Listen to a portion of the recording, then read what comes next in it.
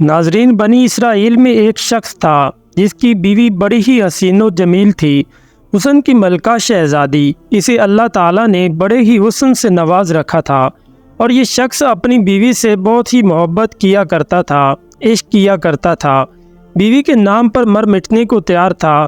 زندگی کا سورج ڈل گیا، اللہ تعالیٰ کا کرنا ایسا ہوا کہ اس کی بیوی کا انتقال ہو گیا۔ بیوی اس دنیا فانی سے چل بسی۔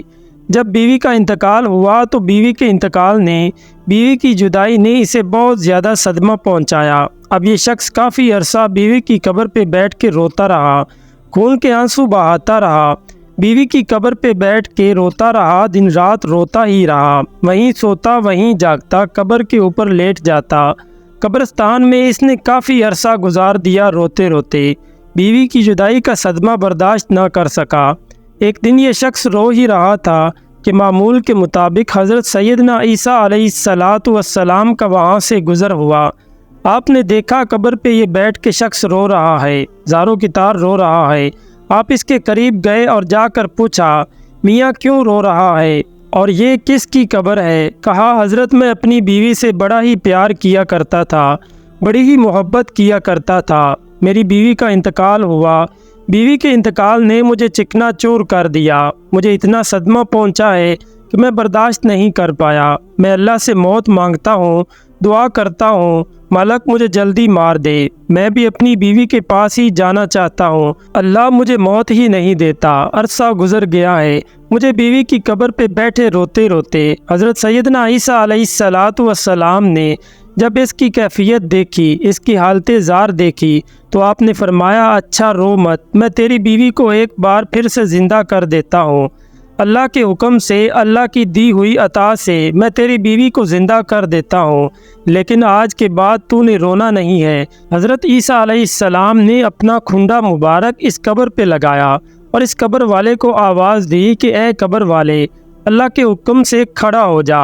ایک دم سے قبر پھٹی اور اس کے اندر سے ایک حبشی نکلا۔ اس حبشی کے منہ سے آگ نکل رہی تھی جس کی شرمگاہ کو کیڑے کھا رہے تھے۔ اس نے عیسیٰ علیہ السلام کو دیکھتے ہی ان کا کلمہ پڑھا اور پکار اٹھا، لا الہ الا اللہ عیسیٰ روح اللہ۔ وہ حبشی کلمہ پڑھتے ہوئے اٹھا تو حضرت عیسیٰ علیہ السلام نے اس سے پوچھا کہ اے حبشی، یہ بتا تیرے منہ سے آگ کیوں نکل رہی ہے؟ کہنے لگا، اے حضرت، اسی زبان سے، اسی منہ سے میں لوگوں کو گالیاں دیا کرتا تھا، جس زبان سے لوگوں کو گالیاں دیا کرتا تھا اسی زبان کو آگ نے لپیٹا ہوا ہے، آگ کھا رہی ہے، اور جس شرمگاہ کو کیڑے کھا رہے ہیں اسی شرمگاہ سے میں زنا کیا کرتا تھا، لوگوں کی بیٹیوں کی عزتیں لوٹا کرتا تھا۔ وہ حبشی کلمہ پڑھتا پڑھتا اٹھا تو پہلے شخص نے کہا، حضرت یہ تو حبشی ہے، لہٰذا میری بیوی کی قبر یہ ساتھ والی ہے۔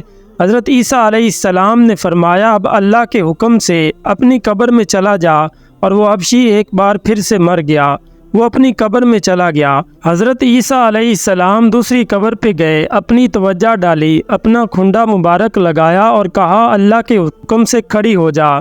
اب وہ قبر پھٹی اور ایک عورت اپنے بال جھاڑتے ہوئے اس قبر سے اٹھی۔ اس نے کلمہ نہیں پڑھا، عیسیٰ علیہ السلام کو دیکھ کر بھی کلمہ نہیں پڑھا۔ شوہر خوشی سے جھوم اٹھا اور کہنے لگا کہ حضرت یہی میری بیوی ہے، یہی وہ عورت ہے جس سے میں دل و جان سے محبت کرتا ہوں، عشق کرتا ہوں، پیار کرتا ہوں۔ اس عورت کی جدائی نے مجھے چکنا چور کر دیا تھا۔ حضرت عیسیٰ علیہ السلام نے فرمایا، جا اپنی بیوی کو لے کر چلا جا۔ وہ شخص عرصہ دراز کر روتا روتا تھکا ہوا تھا، عرصہ دراز سے اس نے سکون سے نیند نہیں لی تھی۔ جب نیند کا غلبہ طاری ہوا اس کے اوپر تو اس نے اپنی بیوی سے کہا، کیوں نہ ہم رستے میں سو جاتے ہیں، تیری باہوں میں سر رکھ کے سو جاتا ہوں، ذرا سکون کر لیتا ہوں۔ اس نے کہا کہ ٹھیک ہے۔ اب وہ اپنی بیوی کی گود میں سر رکھ کر سویا ہوا ہے۔ ادھر سے ایک شہزادہ گھوڑے پر سوار کہیں جا رہا تھا۔ وہ شہزادہ بڑا ہی حسین و جمیل تھا، اللہ تعالیٰ نے بڑے ہی حسن سے نواز رکھا تھا، گھوڑے پر کہیں جا رہا تھا۔ جب اس خوبصورت عورت کی نظر اس شہزادے پر پڑی اور یہ خوبصورت عورت اس شہزادے پر فریقہ ہو گئی، شہزادے نے اسے دیکھا اور اسے بھی یہ عورت پسند آ گئی۔ اس نے شہزادے کو دیکھا، دونوں نے اشارے میں بات کی۔ اب اس کی بیوی نے اس کا سر اٹھا کر نیچے رکھا اور خود اٹھ کر شہزادے کے پاس چلی گئی۔ کہا میری خواہش ہے کہ میں آپ کے ساتھ جانا چاہتی ہوں، میں آپ کے ساتھ رہنا چاہتی ہوں۔ اب اس شہزادے نے اسے اپنے گھوڑے پر بٹھایا اور اپنے گھر لے گیا۔ پیچھے جب شوہر کی آنکھ کھلی، دیکھا کہ حسین و جمیل بیوی تو ہے ہی نہیں۔